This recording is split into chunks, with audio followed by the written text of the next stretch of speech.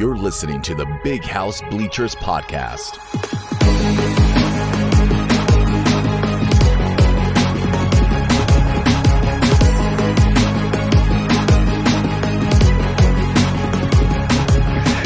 Welcome to episode 1 of the Big House Bleachers podcast. I'm Michael Smeltzer. I'm here with Matt Hartwell. Matt, how you feeling, man? I'm good, buddy. Feeling 5-0. Man, everything's a little fresher and cleaner when you wake up undefeated. You know, the air feels a little nicer, right? It's just good being undefeated. 5-0, second year in a row. It's good, man. I mean, I'm getting a lot of the same vibes that I felt from this 2021 team last year, and I'm just riding that wave. Dude, I woke up this morning thinking about all of the Michigan fans that stuck through it from 2008 to 2014, like the diehards. Like, we were watching every game with Rich Rod and Brady and, just like hopeful every season thinking we're going to win it all and then losing a bunch of games. Like, I'm just so happy to be where we're at now. I can remember those dark days with Tate Forcier leading the offense down the field, man. Those are the real Michigan fans. If somebody says they're a Michigan fan and you bring up Tate Forcier and they don't know who you're talking about, they might be a bandwagon fan, right? Right, absolutely. Well, all right, man. Michigan 27, Iowa 14. What's your initial take on the game, man? How you think we're doing? So initially, I mean, my personal opinion, I think the game turned out exactly how a lot of people really thought it would, but it's just causing kind of some unease with the fan base. Maybe some people wanted a little bit more of a blowout, but I think, in my opinion, Michigan went in and they handled business. Well, and you got to think, statistically speaking, Iowa was the number 1 defense in the country, right? So I think a 27-7 lead, in the last minute of the game that's a dominant performance. And when they put that last touchdown on the board, you got to figure Jesse Minter was basically telling the secondary, like, just keep everything in front, let them complete passes in front. they were basically just trying to prevent the long ball. So we probably could have tightened it up if needed and won that thing 27-7. So yeah, I feel good. That's about as good as you can do against the number 1 defense. I don't think Iowa's really the best defense in the country. They're probably top 10 or 15, but statistically, that was the number one D. Right, absolutely. And a lot of things get overlooked, I mean, one thing that was overlooked is that Iowa had the number 1 scoring defense in the country going into this game. Donovan Edwards, hats off to him. He made a huge save to prevent an Iowa touchdown on that backwards pass from JJ when he was under pressure.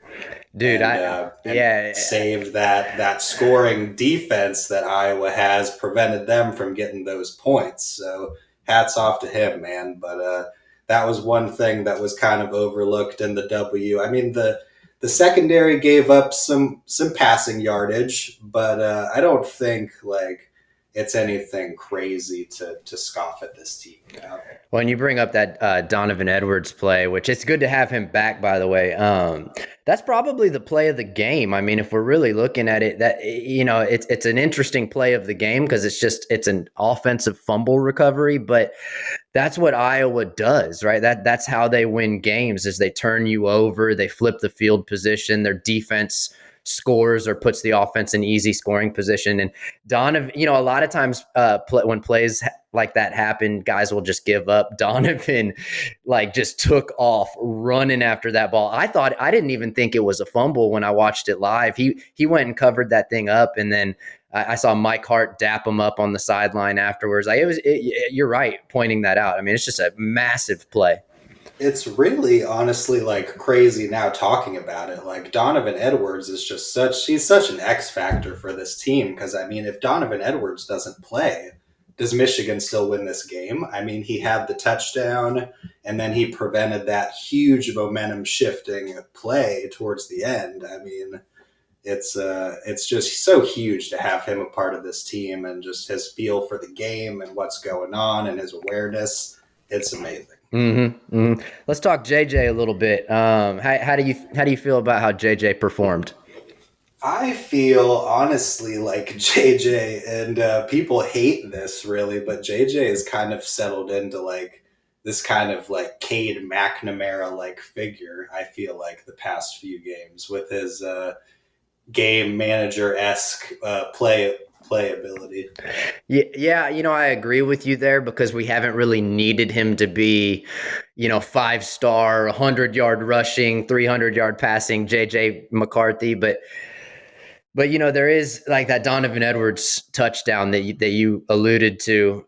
If that's Cade, that's a sack. And I'm not trying. By the way, I'm not trying to like shit on Cade. Like like Cade's our guy. We love him. We need him. But if that was Cade, that play is a sack. And JJ just showed that X factor ability. He used his legs. He rolled out to the right, made a play, and helped us win the game. Honestly, I feel like this was one of JJ's more impressive outings over the last couple weeks, just because he was good under pressure. Last week we saw him against Maryland kind of get rattled and shaken up a little bit, and you kind of got scared for a second, like, wow, is this kid like gonna have what it takes to kind of clamp down and make sure we pull out the W here, which he did, of course, and he carried that into this game, and he controlled the whole thing. He made plays that Cade wouldn't have been able to make, and going back to what I said about his Cade-esque ability, he still brings that explosive playmaking ability. You know what I mean? That a lot of people have been searching for, and I mean the stats don't look like Oklahoma-esque or Alabama-esque, which I think is what a lot of people hope for, but that's just not how Michigan coaches its football games. I don't know if anybody wants to look Oklahoma-esque right now, but we'll get to that a little later. Right. Yeah, and JJ he hadn't turned the ball over. Like, to me, that's what sticks out is last week he scared us a little bit. He had some like shades of 2021 the Michigan State game where he was kind of coughing it up last week against Maryland, but he hasn't thrown any picks, knock on wood. He's been consistent. He's done exactly what it's taken to do the job and get the dub. Blake Corum, this is exciting now. All of a sudden, I think we all knew he was a potential superstar on the team. I mean, he was really a superstar last year, but is it too early to start talking about the Heisman Trophy conversation with Corum? Not at all. I mean, and if you follow me closely on Twitter, you see I've been touting it probably a little bit prematurely since a couple weeks back. But I mean, the dude is just a beast. Whether he goes for like over 100 yards and a couple touchdowns one week, or 5 touchdowns and under 100 yards like the next week. The guy is just a workhorse, man. And you feed him the ball, he's going to get over 5 yards a carry. And he's just very reliable. You feared for that after losing Hassan Haskins last year, and Blake Corum's been so reliable. Mm-hmm. And we're looking at 10 touchdowns, which is good for number 1 in the country. I believe rushing yards, he's number 4. And then I was kind of playing with some numbers this morning, and I realized, his yards per carry is higher than anybody else with 75 or more carries. And so you've got a few guys out there that are just big play guys that, get a lot of end arounds and that kind of stuff. But, for anybody running between the tackles and getting a lot of carries, his yards per carry is the highest in the country as well. So I think we're going to see that continue. If he can do it against Iowa, he can do it against basically anybody. And, until we roll into Columbus, when we're probably going to face a very different situation. So Blake Corum for Heisman. I'm on the train, man. Let's ride that thing. Let's get him to New York. I mean, if his competition is CJ Stroud, then I think that the season will work itself out. Yeah, when the season, literally, when it gets a little cold outside, CJ Stroud might, he might have some trouble. Hopefully it's not too brisk come late November. Yeah. Well, the next note I have is really on the receivers, man. And we saw Ronnie Bell score with that. That was technically a rushing touchdown, and I don't think Cornelius got a catch, but what stuck out to me was Andrell. I think all of us have been waiting on Andrell Anthony to get involved, and he had that. It really was the only downfield pass that converted yesterday. Was that it? Really, really good throw where JJ kind of pump faked underneath, and then through an NFL caliber throw, it kind of threaded the needle there on the sideline, and Andrell came up big. It's good to see him getting involved.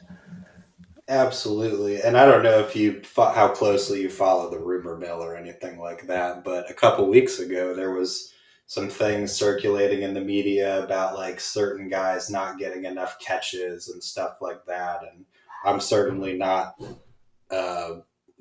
alluding to that might have been Andrell, but you put two and two together, he wasn't getting many catches, and so it was good to finally see him get involved in the football game a little bit. And I'm not one of those huge guys that's just like team Andrell, like you need to get him in the game, because Andrell's young.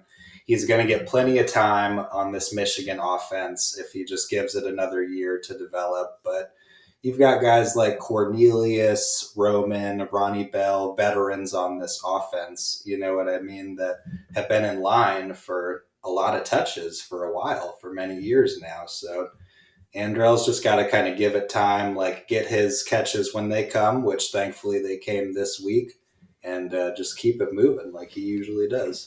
Yeah, we've got 5 receivers that can really give it to you any day of the week in Big Ten play, and we've got some freshmen that are, they're not really ready, but they could step up, in some big moments as well. But the real story from a receiving standpoint has got to be fan favorite Luke Schoonmaker. I mean, does this guy drop anything? Schoon. Yeah, I mean, he's amazing. Yeah, he stepped up. Eric All was out, and I think we all know Eric All is on a lot of NFL boards. He's got the body type, the athleticism, the hands, the blocking ability to play in the NFL. But Luke Schoonmaker's starting to look like an NFL tight end to me, and he's been stepping up over the last 2 games. He's our leading receiver. It is just so good to see Michigan getting the tight ends involved in the offense. I mean, for a large portion of that 2021 campaign, you saw them utilize Eric All and Schoonmaker mostly in blocking situations, which worked out for that run heavy offense of theirs, with Hassan Haskins and stuff. But they spread the ball around a lot more now. Schoonmaker he's become a big target. I mean, the guy never seems like he drops a clutch pass, which, I mean, last year, if you watched him, the guy dropped a few passes that were thrown his way. So he is like just stepped up and been such a reliable option. I mean, just if we're in trouble, I'm like shouting at the TV, throw the ball to Schoon. Yeah, he's that third down guy now. Absolutely, man. Keeping it on the offensive side of the ball, the O-line was healthy. I thought they had a really good game. I think they are the ones that are really pushing the Corum for Heisman train forward, right? Every time we hand the ball off in the backfield, the O-line seems to create a 4-yard gap. And that's like enough for Blake Corum to get moving, and they've been pass protecting well too. Any notes on the offensive line for you? I mean, just another impressive performance by them. I know that a lot of people have been hard on Trente lately, but yeah, he's been improving and doing what he needs to do to hold down his end. And I mean, Olu, can't say enough things about him. He has just been an excellent anchor in the middle through all the problems that the offensive line went through. Not problems, but, just improvement processes that they went through. He's remained pretty consistent in the middle, and hats off to him. And then on the other side in the trenches, we've got the D line, which it was kind of the tale of two halves for the D line yesterday. When we went into the half, I had two major concerns. One was pretty obvious, that we weren't finishing drives, right? We had two field goals. We were moving the ball, but we weren't finishing drives. The other was the pass rush, and I've seen a lot of that kind of rumbling in the fan base is what's going on with this pass rush. And very first possession in the second half, true freshman Mason Graham comes in, gets the sack, gets the 3 and out. Michigan defense gets off the field. I thought that was huge. And then, of course, I don't know what it is about Iyabi Oki, but everybody seems to love this guy, and we need to get. He's got that energy, that kind of get to the quarterback energy that Ojabo and Hutch brought last year. But I felt like the D line played well. Actually, I thought they in the second half showed what they were made of against a good Iowa O line, and then, of course, there's Mike Morris. I'm sure we got to talk a little bit about Mike Morris. Huge. And you're totally right with your assessment of the D line. I mean, just night and day performance. First half, you kind of wonder where they're at. I mean, I'm kind of scratching my head wondering, like, okay, are they just going to fall off the map again, But just huge performance in the second half. I mean, Mason Graham to kick it off came in like a cannonball. Reminded me of a young Mo Hurst. Yeah. Just flew in there, completely took out their quarterback. And Yabi Oki, just a fan favorite. I mean, and Michigan fans are just, they're so funny because they hunger for these like big star athletes. Yabi Oki has an excellent redemption story. Came into Michigan as a graduate transfer after bouncing around all kinds of places, just never really clicked or fit in or had some kind of behavioral issues, whatever the storyline may be. Landed at Michigan. He's been having a sensational year. And Mike Morris he really put on the performance that he needed to solidify himself as the leader of this as one of the leaders on this defensive line. Yeah, he was in my top 3 guys to watch out for on the defensive side of the ball coming into the year, and he's got 4 sacks now, right? Is he our leading? Does he lead the team in sacks? After he got 2 yesterday, which I ran the stats afterwards, and he's got like 4 sacks, 6 tackles for loss, 1 forced fumble. I mean, the guy's got some pretty impressive defensive edge numbers. I mean, it's pretty good. What else stood out to you on the defensive side of the ball, like the secondary? To me, this was the first game where Mike Sainristil didn't really jump off the screen. I think we've all been like pleasantly surprised that Sainristil has been just all over the place. He played well, but he didn't really jump off the screen to me. Who stuck out to you in the secondary? Yeah, I was honestly curious if Sainristil was even in the game after a certain point. I mean, I didn't know. I didn't see much of him in the game. But other than that, I had a little bit of concerns about the secondary. But I don't want to scoff too much at the secondary or make them feel bad for their performance. At the end of the day, walked out of there with a W. They put the clamps down when they needed to. And gave up a little over 200 yards passing, but it's whatever. Iowa made their run, and they got the job. And I'm not super worried about the secondary. We got playmakers everywhere. DJ Turner, Jamon Green, Mike Sainristil's been looking good, and DJ Turner almost took one to the house, didn't he? Oh, bro, I stood up. I thought, yeah, man, like that was gone. I can't believe he dropped that because he's such a ball hawk. He had that fumble recovery for a touchdown earlier in the season. I thought for sure that one was going to the house. I'll tell you, man, these guys, like you could tell, and that's why I'm not too worried about the performance from yesterday because these guys are good. They're hungry for interceptions. Like you see them making plays all over the field whenever the other team starts getting comfortable and throwing the ball around. So they'll get their stuff together. I know that they'll have some idea of things that they need to improve on after this game. Yep. And then, of course, I kind of skipped over the linebackers, and Junior Colson is everywhere. I think that's to be expected. We all kind of knew he was going to be one of the studs on the team. He definitely is. Jalen Harrell, who's not a linebacker, but I put him down in our notes as a linebacker because he always looks like one to me. But Jalen Harrell is everywhere as well. He's getting tackles. The defense is solid. They're going to have to get better to really go up against the Penn States and Ohio States of the world. But we've got a little bit of time. We've got Indiana next week to sharpen our sword a little bit.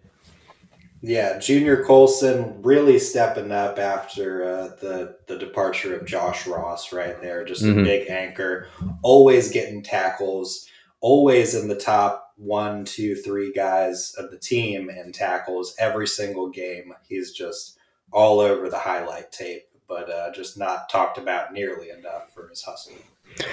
And then special teams, nothing too notable, just a solid special teams performance. Moody, 2 for 2, stays perfect. Money Moody, the dude's money. He is. And Brad Robbins, always putting the team in great field position. So kicker and punter always there to bail us out when we need it. And Moody kind of helped out our 5 bold predictions. For any of you guys that follow Matt or me on Twitter, every week we pump out 5 bold predictions for the upcoming game. And one of mine this week was that Moody stayed perfect, which he did. I saw, Matt, you had him going 4 for 4. I'm going to go ahead and give you that one. I'm going to say that's like, it's kind of a win. Like, even though he didn't kick 4 field goals, 2 for 2, the essence of the prediction came true. So I'll give you that one. Yeah, it was close. So I kind of counted as like I got 2.5 out of 5. What were the other? What were your other predictions? Remind me. Let's run through. Let's see how you did. My other was that Yabi got a sack, which he did. I believe they need to correct that on the stat sheet because they've only got him registered for half of a sack. But he dragged that quarterback down on his own in the pocket. I don't want to hear it. Yeah, the QB kind of slipped away right at the end, and Yabi kind of broke contact. He had his hand on him the whole time. I swear by it. Yeah, he took him down. I agree. That's a sack. And then what else? What else did you have?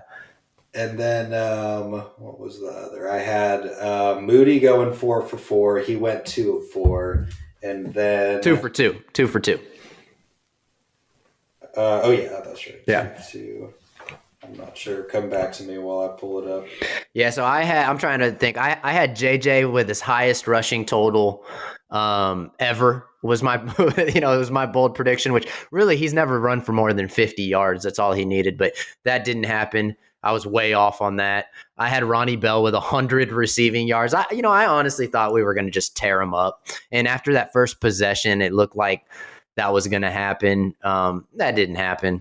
I don't know. We can move on. Maybe we'll do a little better for our bold predictions next week. I will say that the return of Donovan Edwards was one of my predictions. Oh, he returned in a big way. Did return in a big way. So you knocked that out of the park. I had Mike Sainer still lining up at wide receiver. I don't know. I was hoping that. Because, you look at him last year, and the guy's made some dynamic catches throughout his college career. You can't argue that. And I'm really hoping that they find a way to work him into the offense. I feel like he's had an excellent defensive campaign so far, and sometimes you got to give some people something to talk about with that Heisman shit. You got to line the boy up at wide receiver when he can eat. I wonder if like a kick return or something, like something like that. He kind of seems like he would be good at that, and Henning's doing good at punt returns. I'm not a huge fan of Corum, being back there on kicks. Sanders still seems like the kind of guy that could get involved in that part of the game. Right. Absolutely. Totally agree. Henning's been so good, and hats off to you on your prediction from, what was it, last week, or was it UConn? Yeah, I think I manifested it. Honestly, I'm going to go ahead and just predict an AJ Henning punt return for a touchdown next week against Indiana, just to see if it's a pretty safe prediction. Yeah, just to see if I can manifest it. And then that's right. The other prediction I had was Mike Sanders still forcing a turnover, which didn't happen. And then I had Michigan going for 30 plus points, which, I was on to something there, right? Like we scored 27. It was close. Missed it just by a little bit. Absolutely. And I had Michigan blocks another punt, which I did not succeed on. Actually, noteworthy Caden Colasar, I heard that he went down on a special teams play while Iowa was making a return. So hopefully all is good with him. Any word on what that is? I haven't heard that. I didn't realize that. Colasar is kind of our special teams, specialist, for lack of a better word. Yeah, absolutely. No, I honestly just saw something about it on Twitter from Dew on one of his tweets. Something about Colasar going down. So I'll have to do more research on that to check in on Caden, because he's been so huge for us on that end of the field. Yeah. Well, hopefully hopefully it's nothing too serious and he gets well fast. Let's go around the conference and just take a look at what happened yesterday. I'm excited about this segment. I think all Michigan fans enjoy looking around the conference right now because one of the most vocal rival fan bases has been a little less rowdy lately. I heard a rumor that Tuck was coming.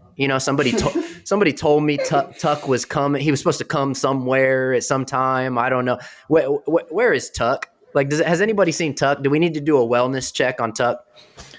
It's just an embarrassing meltdown and over there in East Lansing for the Michigan State Spartans right now. They're in some deep water. I mean, the hurricane hit down here in Florida, but for some reason they're the ones that are in the deep water. But Tuck has certainly failed to come. Another embarrassing loss at the hands of an opponent that recently met their demise to the Wolverines. So Tuck is certainly not coming. And I mean, what are your take on the Michigan State Spartans at this juncture? Well, I watch them kind of on and off. They've had some games that are on the same time as us, and I have a multiple screen set up, so I'm kind of staying tuned in. But I haven't really followed them too closely. But I do know the secondary is atrocious. It made me feel a little bit better about seeing Maryland move the ball up and down the field on them was refreshing. Maryland seems like they're probably a really good team this year, which makes our game against them, look a little bit better. And as far as Michigan State goes, I think we all know that's one of the two games on our schedule that you can throw records out the window. You can throw stats out the window. You can throw everything out the window. And those two teams take the field this Halloween weekend, which probably going to be a night game. It's at the Big House. I'll be there. You're going to be there. Everyone's going to be there. And, if I'm being realistic, like I can give Sparty a hard time, but we know that they are a serious opponent and a serious competitor. And if there's ever going to be a game where some crazy, wild shit happens, it's that game. And so I think that Michigan and the coaching staff, Harbaugh, everybody's going to stay focused. We don't really need any motivation for that game, right? We don't need any, additional, motivation or energy. We're going to come ready. And it looks like, they might have 4 or 5 losses walking into that game. I'm not so sure when they're going to win another game. Maybe Illinois. I don't know. Yeah, I mean, it's honestly fair to say that, I totally agree with what you're saying about throw records out the window and everything like that. But, it's just going to be a very hateful environment, especially if it turns out to be a night game, like what they're forecasting it to be. But if you've listen to any of the talk from the media, especially Spartan media on Twitter or anything like that, they've just had it coming, and I hope that the Wolverines just deliver an ass whooping when the Spartans come to town on Halloween weekend, because they've had it coming for a while. Yeah, I mean, I'll have my 8-month-old daughter at her first game in Ann Arbor that day, so I'm hoping that we get her off on the right 8-month-old foot. daughter witnesses the ass whooping. That's right. I mean, I don't even think she is as big as the Paul Bunyan Trophy right now. So I want to get her to see the Paul Bunyan Trophy while she's still smaller than it. Moving around the Big Ten, Minnesota lost, which I was actually really surprised about. I've been extremely high on Minnesota all year, but then I looked at that. I didn't even realize it. And then after the game, I found out Mo Ibrahim, their star running back, didn't play. And he's basically their whole team. Tanner Morgan, the quarterback, can sling it, but without the running back to keep it true, it's just harder for them to pass the ball without Mo in the game. So they went down to a decent Purdue team. So they seem to be, not quite. They'll probably drop out of the rankings. They're not quite as prominent as they were. Have you been following Minnesota at all? Yeah, I tuned in when I saw the score of the Minnesota game. And, the thing about those Big Ten West teams is they all have a way of just cannibalizing each other. Yeah. You never really can tell who's good, who's for real, who's not for real. When it comes down to it, any one of them are liable to upset the other one on any given day. At least that's what it seems like this season. I mean, you have Wisconsin that just went down to Illinois, and you're kind of wondering what's happening in the world. Mm-hmm. But so, I mean, Minnesota goes down. I knew that was they kind of have that similar way of starting every season. I'm not saying that they won't be good. Tanner Morgan, a.k.a. Mike Barrett Dog Food, he's been doing all right. But other than that, I'm not seeing any real threats coming out of the Big Ten West this year. Yeah, not at all. The East is going to win it again for sure. If I was a betting man, which I am, I'd bet on the champ coming out of the East. And so it's really a 3-team race, I think, at this point. It's Penn State, Ohio State, and Michigan. Penn State stays perfect this week. Not a real sexy win for them. I think they beat Northwestern by 10 points or so. It was a rainy game. Penn State was favored by 25. I put a little money on Northwestern plus 25, and that to me seemed like a logical bet. That came through for me. And then, of course, you've been asking the question, are we scared of Ohio State? So I'm going to ask you that, Matt. I'm going to ask you, are we scared of Ohio State? They look pretty damn good. I'm honestly not convinced that they're not great. And, people berate me for saying that because, I said it last year and I was, I think I was correct when we ended up beating them. But they're looking pretty ferocious as usual. They're coming along. Obviously, they had a slow start against a clunky Notre Dame team, but they've been getting their groove back. Smith and Jigba, if they get him back anytime soon, it's going to be a problem. But other than that, I'm not totally convinced by the defense. The offense, I think, is going to be about the same as they were last year. So it's just all going to be a matter of, is this team, is the formula that we have with this team capable of overcoming Ohio State this year? Because this team, I believe that they might be on the same par as the 2021 team, but in different ways. You've got JJ, who's more offensively dynamic. Blake Corum, who's a totally different style running back, and then a totally different defense that's good in different ways in different areas. So it's definitely going to be an interesting matchup. Would I say I'm scared? Probably not. I think it's going to be a great game, no matter what, but definitely not like shaking in my boots or anything about it at this point. Yeah, I tend to agree with you. Here's my take on Ohio State so far. I'm probably going to put them as number one in my power rankings this week. Even as a Michigan fan, I try to be unbiased when I put out my power rankings every week.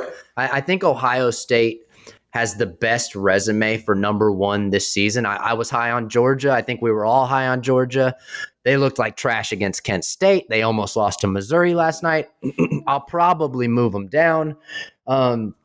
But I think Ohio State is probably a smidge above Bama right now as far as how they look, and then maybe Michigan 3, Georgia 4, and Clemson right up there. So basically, what I'm saying is I think Ohio State is the number one team in the country, but By resume. By resume, but rankings don't always equal wins on the field. And what we found out last year was that Michigan had the recipe to take down that high-powered offense basically by keeping them off the field, right? That was basically the recipe. Hassan Haskins in the offensive line systematically drove it down the field. They burned up clock. They finished in the end zone, which was the most important part. I've watched so many Michigan Ohio State games of years past where we always had to settle for field goals, and I hate kicking field goals in that game because you just know the team that gets in the end zone is going to win. And last year we systematically got down the field, got in the end zone, and so I look at this year's Michigan team and I think, can we do that again? And the answer is yes. We can do that again. We've got the O-line. We've got Blake Corum and Donovan Edwards. You referenced we've got a much more dynamic quarterback. So if he doesn't turn the ball over and makes a few big plays, then it comes down to the defense getting the Buckeyes off the field a couple of times, right? Like a few big stops. So that's what we're looking at. This season is still young. We're not even halfway through, but like any good Michigan fan, we're looking at that Ohio State game year round, 365 days a year. I wake up and I think about Ohio State. So, that's what we're doing. It's certainly circled. I mean, we got it last year. Don't want to lose it this year. So, I mean, it's going to be interesting, but certainly we're not scared over here on the Big House Bleachers podcast. Man, let's go. Not scared on the Big House Bleachers podcast. So let's look around the country, man. Enough of the Big Ten. We kind of know what's in store for the Big Ten. There were some, I want to say 10 top 25 teams went down yesterday. None of the top 6, but after number 7 there, there was about 10 teams that went down. What game stuck out to you the most? So I would definitely obviously point out the immediate, which is Georgia. I don't think that Georgia deserves to be ranked as highly as they are right now. Hopefully the committee will see that and knock them down a few pegs. What's your opinion on Georgia? Do they deserve to be even ranked ahead of Michigan at this juncture? Obviously they didn't lose, but it's going back further than this week. They struggled last week as well, Yeah, I think Georgia Michigan is a coin flip right now, just based on resume. I'm going to put Michigan number 3 this week just because, Maryland turns out to be a pretty good team. Iowa's defense is really good. Georgia struggled with Kent State, and Michigan took Michigan. That's exactly my point. Right. And it's not like Missouri was a good SEC team. I think Georgia was favored by 30 points. Right. So something crazy. So I don't know. They came out and they destroyed Oregon, who was probably overranked in week 1. And so everybody started thinking like, oh, my God, this Georgia team might be better than last year's Georgia team. I was certainly on the Georgia bandwagon, thinking that they were going to be number 1 all year. But they've shown some weaknesses.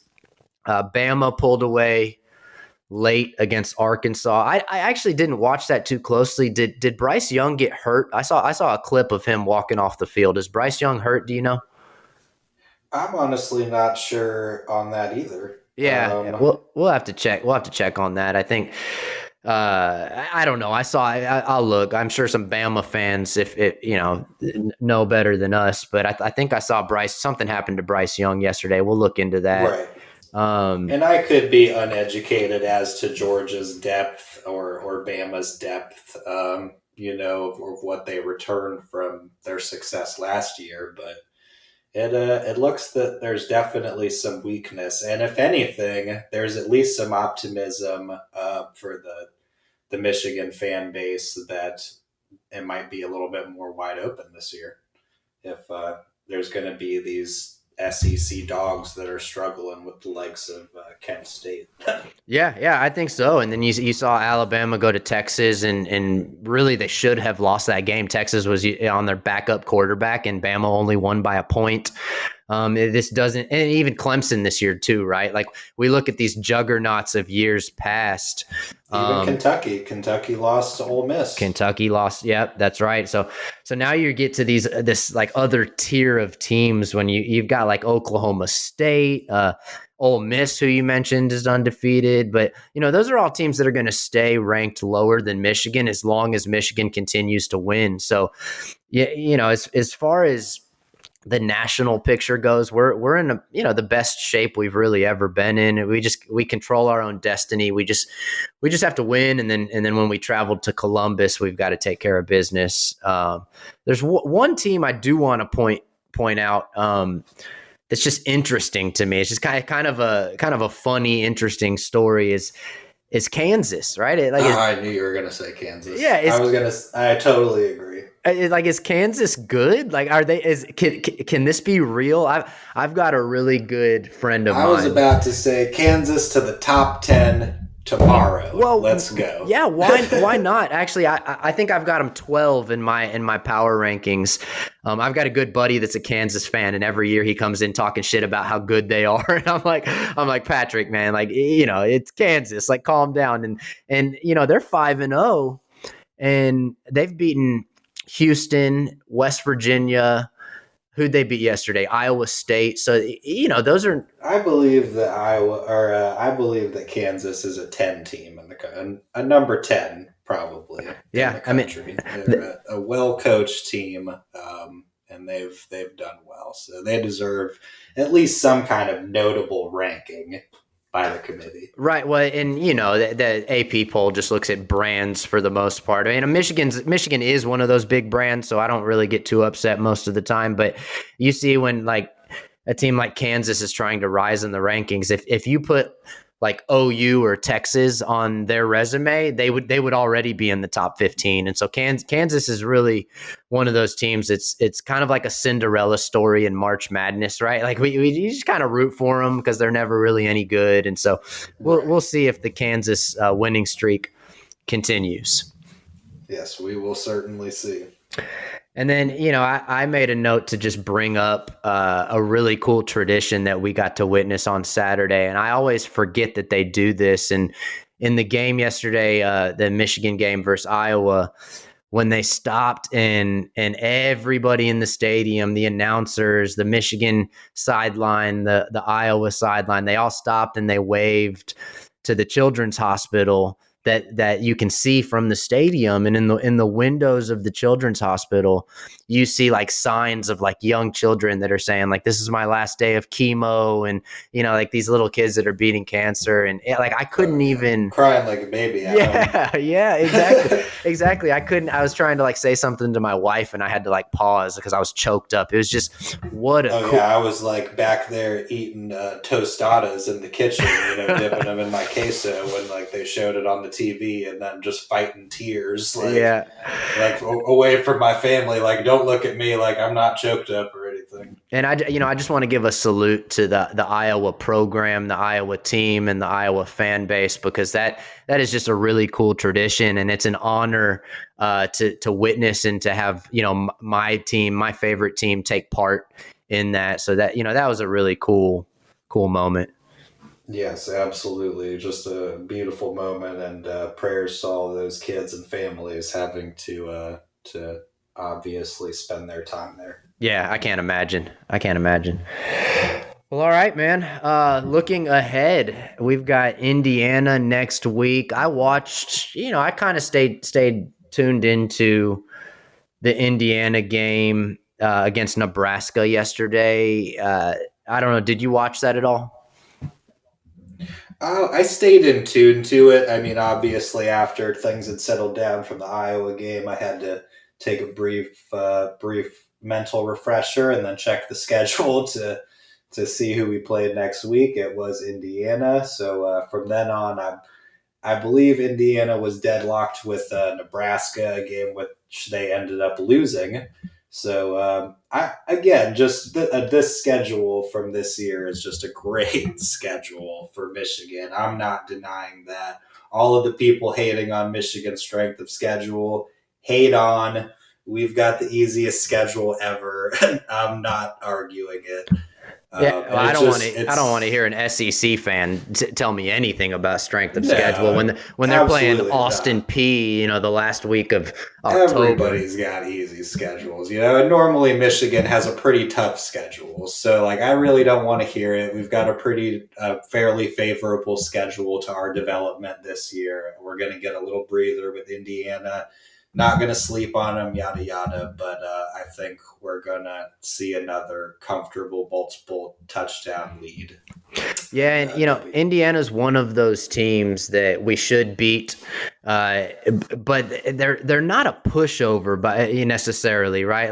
They've got a pretty good squad. They've won some games, and so I just don't want to make the assumption that we're just going to go into their place and destroy them. And so I'm hoping that the team is prepared and ready. Mike Hart's going to have the running backs ready because that's where he came from, right? That he was the running backs coach at Indiana prior to coming back to Michigan. So I know that certainly. Just a side note, how about CJ Stokes not seeing the field after fumbling in that game? Yeah, they showed him at the end of the broadcast, and you could tell he was trying to stay up, because the team was winning, everybody was good. But you saw Corum and Edwards kind of covered in dirt and sweat and is smiling, and so Stokes was in his clean uniform just sitting there. But keep your head up, young freshman. That's what happens. Absolutely, he's going to be great. Mike Hart certainly does not fumble the football. He does not like fumbling the football. So he's going to crack down on it, and CJ will rebound and be an excellent running back because of it. Absolutely. Well, you know what? I think that does it for this week. Thank you so much, everybody that's listening. Don't forget to hit subscribe if you're listening on Apple Podcasts, Spotify, wherever you get your podcasts. We're along for the ride. We're going to do this every week indefinitely. So, as for me, Michael Smeltzer, you can follow me on Twitter at Wolverine Chron, and then WolverineChronicle.com. And Matt, you want to share your handles and website? Yeah, of course, you can follow me on Twitter at Maize Crusader. We also publish weekly blog posts and follow Michigan football. Episode 1, Big House Bleachers podcast. Thanks for tuning in. As always, go blue. Go blue.